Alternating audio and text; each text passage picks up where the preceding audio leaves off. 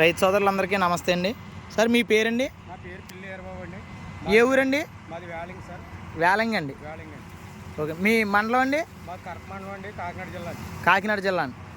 మీరు పెట్టిన వరి రకం గురించి రైతులకి మీ ఉద్దేశంలో ఎలా ఉంది ఏంటన్నది ఒక 4 మాటలు చెప్పగలరండి? చెప్తామండి. ఇది సురు సుమ్మ తెచ్చామండి. ఇది రామచంద్రపురం నుంచి తెచ్చాం సార్.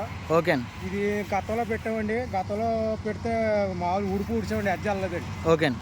ఇది వచ్చారండి నీడు 65 అయిందండి. 65 బస్తాలు అయింది. 65 అయిందండి. 75 అవుతుందని అంచనా వేసుకుంటున్నామండి. మేము 70 బస్తాలు అవుద్దని అంచనా వేస్తున్నారండి. 70 అవుతుందని అంచనా వేస్తున్నాం. ఇది గాలి వల్ల కానీ దృఢంగా ఉంటుంది. ఎంత గాలి వేసినా పడలేదండి. ఎంత గాలి వేసినా ఈ వరి పడలేదండి. సురు సుమ్మ అన్నది పడలేదండి. అది పడలేదండి. ఏ రైతు అయినా సరే పబ్లిక్గా పెట్టుకోవచ్చండి.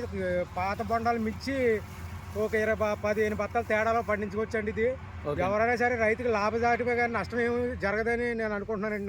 నా రైతు పొలంగానే అయితేనే ఎవరైనా పెట్టుకోవచ్చు అంటారు. ఏ రైతు సోదరుడైనా సరే ఇది పెట్టుకోవచ్చండి. సిరీస్ సుమో అండి. సిరు సుమ్మ పెట్టుకోవచ్చండి. ఎవరైనా ఒక 20 బత్తాలు మామూలు బొండాల మీద ఎక్కువ అవుద్దండి.